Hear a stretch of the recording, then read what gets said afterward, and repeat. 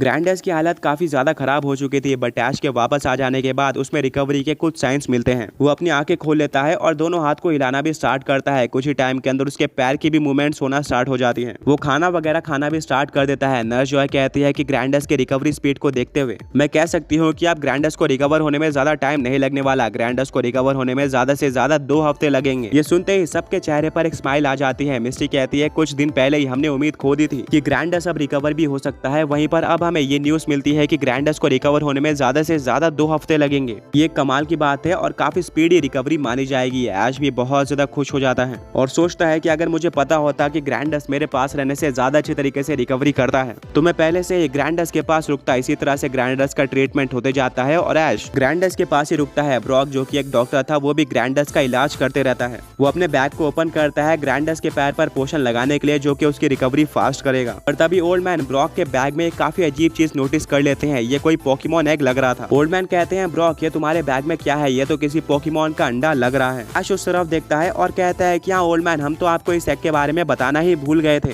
Well आप शायद believe नहीं करोगे, बट एट्रो में हम एक ऐसी जगह गए थे जहाँ पर इलीगल चीजें बेची जाती हैं, वो भी काफी सस्ते दाम में, क्योंकि ये सारी की सारी चीजें चोरी की होती है और शॉपकीपर्स को इन्फॉर्मेशन भी नहीं होती है कि कौन सी चीज कितनी ज्यादा रेयर है, इसलिए वो सारी की सारी चीजें काफी ज्यादा कम दाम में बेच देते हैं। इसी तरह से हमें एक पोकेमॉन एग शॉप देखने को मिली थी, जहाँ पर अंदर जाने के बाद तो हमें काफी सारे पोकेमॉन के अंडे देखने को मिले। हमने सोचा था कि हम इनमें से किसी को भी बाय नहीं करने वाले, क्योंकि ऑब्वियसली ये सब के सब इलीगल हैं और हम ऐसे कोई काम में इंटरेस्टेड नहीं है। बट आगे जाकर हमें एक पोकेमॉन एग देखने को मिलता है जो कि काफी सिमिलर लग रहा था। मेरे एक लेजेंडरी पोकेमॉन एरोड्रेक से हम सब काफी ज्यादा डिस्कशन करते हैं और एग्री कर लेते हैं कि ये एरोड्रेक का ही एग था। शुरू में तो मुझे लगता है कि हमें इस एग को भी नहीं खरीदना चाहिए, बट आगे जाकर ब्रॉक बताता है कि इस इलीगल जगह पर हम तो एग नहीं खरीदेंगे, बट बाकी सारे लोग यहाँ पर आते रहते हैं एंड अगर किसी की नज़र इस एरोड्रेक के एग पर पड़ जाती है तो वो डेफिनेटली इसको खरीद लेगा और फिर गलत कामों के लिए यूज़ कर सकता है, क्योंकि ऑब्वियसली इस इलीगल जगह पर अच्छे लोग तो नहीं आते होंगे। इसीलिए ब्रॉक अपने पॉकेट डॉलर्स का इस्तेमाल करके उस पोकेमॉन एग को खरीद लेता है और तब से ये एरोड्रेक का एग हमारे पास है। ये सुनकर ऐश के ग्रैंडफादर पूरी तरह से शॉक्ड हो जाते हैं।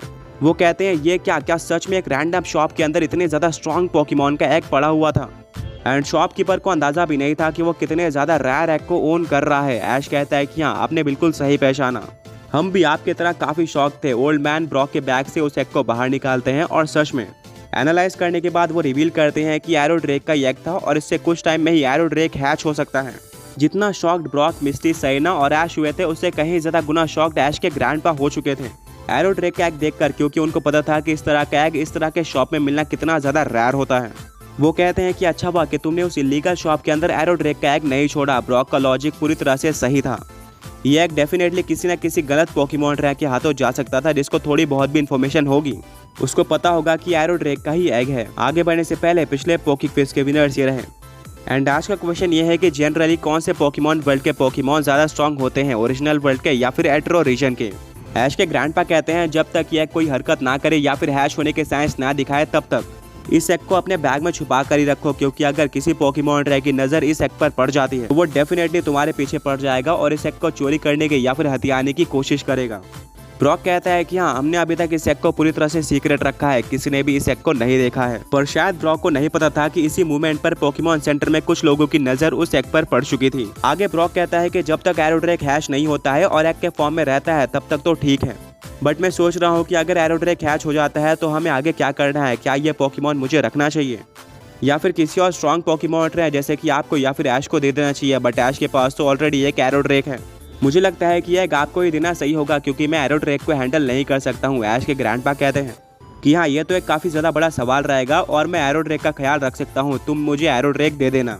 ब्रॉक कहता है ठीक है मैं ये एरोड्रेक आपको दे दूंगा। ओल्ड मैन कहते हैं बट हाँ मैं तुम्हें टेस्ट करूंगा कि क्या तुम इस पोकेमॉन को कंट्रोल कर सकते हो या फिर नहीं। अगर तुम इस पोकेमॉन को थोड़ा भी कंट्रोल कर पाते हो तो मैं सजेस्ट करूंगा कि तुम ही इस एरोड्रेक को रखो, क्योंकि तुमने इस एग को खरीदा है और गलत लोगों से बचाया है।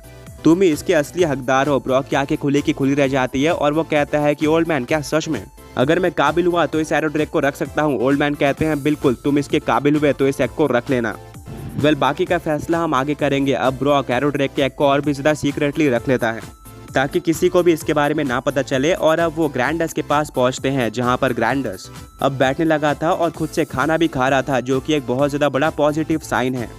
जैसे जैसे दिन बीतते हैं ग्रैंडस की हालत और भी ज़्यादा अच्छी होते जाती है और अब वो खड़ा होकर यहाँ वहाँ मूव भी कर रहा था। एक हफ्ते बाद नर्स जॉय कहती है कि जैसे कि मैंने कहा था कि अब ग्रैंडस को रिकवर होने में ज़्यादा से ज़्यादा 2 हफ्ते लगेंगे, पर इसकी हालत को देखते हुए मैं कह सकती हूँ कि मैं गलत थी। ग्रैंडस को रिकवर होने में अब और भी कम टाइम लगने वाला है। ग्रैंडस अब यहाँ वहाँ भाग भी सकता था, वो अब नॉर्मल पोकेमॉन्स की तरह अटैक्स का भी इस्तेमाल कर रहा था। नर्स जॉय कहती है कि अब ग्रैंडस 90% रिकवर हो चुका है, बट फिर भी सेफ्टी रीजंस के लिए हम इसको 1 या फिर 2 दिन और अपने पास रखने वाले हैं। इसकी और भी ज़्यादा रिकवरी कराएंगे और जब ये हमें पूरी तरह से फिट लगता है तब हम इसको छोड़ देंगे, क्योंकि पिछली बार जब हमने ग्रैंडस को छोड़ा था तब उसने जज्बात में आकर फाइट कर ली थी और तब उसकी हालत दोबारा पहले जैसी हो गई थी। तो इस बार हम नहीं चाहते हैं कि ग्रैंडस दोबारा से वीक हो जाए। इस बार जब ग्रैंडस पूरी तरह से ठीक हो जाता है तो हम चाहते हैं कि तुम ग्रैंडस को किसी भी बैटल में इस्तेमाल ना करो। लगभग 1 महीने के लिए आगे जाकर अगर तुम्हें लगता है कि ग्रैंडस रिकवर हो चुका है तब तुम 1 महीने बाद ग्रैंडस का इस्तेमाल कर सकते हो, बट फिर भी तुम्हें ग्रैंडस की हेल्थ को मॉनिटर करना होगा। अगर बैटल करते हुए उसको कोई भी डिफिकल्टीज आती है, स्पेशली पैर में या फिर बैलेंसिंग में, तो तुम्हें वापस से ग्रैंडस को पॉकीबॉल के अंदर ले लेना है। उसको और ज़्यादा बैटल्स नहीं करवानी है और रिकवर होने का टाइम देना है। ऐश कहता है कि हाँ मैं समझ गया। 2 दिन ग्रैंडस को हॉस्पिटल में रखने के बाद अब ग्रैंडस की हालत पूरी तरह से ठीक हो चुकी थी। ग्रैंडस खेल भी रहा था, अटैक भी कर रहा था। ऐश उसके फ्रेंड्स और ऐश के पोकेमॉन्स के साथ बात भी कर रहा था। नर्स जॉय ऐश के पास आती है और कहती है कि ठीक है, अब ग्रैंडस को डिस्चार्ज करने का टाइम आ गया है। ग्रैंडस मुझे फुली फिट लग रहा है। ये सुनकर ऐश और उसके फ्रेंड्स के फेस पर एक काफ़ी ज़्यादा बड़ी स्माइल आ जाती है, क्योंकि एक टाइम पर सभी ने उम्मीदें खो दी थी और अब वही ग्रैंडस काफ़ी ज़्यादा अच्छी हालत में लग रहा था। ऐश कहता ऑलराइट ग्रैंडस, अब तुम पॉकीबॉल के अंदर आ सकते हो और आराम कर सकते हो। अब तुम्हें पोकेमॉन सेंटर में रहने की ज़रूरत नहीं है। अब तुम मेरे साथ ट्रैवल करते रहोगे, जहाँ पर भी मैं जाऊँगा वहाँ पर तुम भी मेरे साथ होगे। ये सुनकर ग्रैंडस उछलने लगता है और वो जल्दी से ऐश के पॉकीबॉल में आ जाता है। इसके बाद ऐश और उसके फ्रेंड्स नर्स जॉय और सारे के सारे स्टाफ को थैंक यू बोलकर पोकेमॉन सेंटर के बाहर आते हैं। ऐश कहता है कि ऑलराइट, अब क्योंकि ग्रैंडस पूरी तरह से रिकवर हो चुका है तो मैं फोकस कर सकता हूँ तीसरे टास्क पर। ऐश के ग्रैंडपा कहते हैं बट ऐश, क्या तुम्हें याद है कि तीसरा टास्क क्या था? ऐश कहता है ओह हाँ, ये तो मैं भूल ही गया। ऐश जल्दी से अपने स्मार्ट पोकेडेक्स को बाहर निकालता है, ये देखने के लिए कि चौथे चैंपियन जिम के लिए तीसरा टास्क क्या था, जहां पर उसको देखने को मिलता है कि उसको 3 कैटेगरी के पोकेमॉन्स कैच करने थे, जो कि थे सूडो लेजेंडरी, लेजेंडरी और मिथिकल।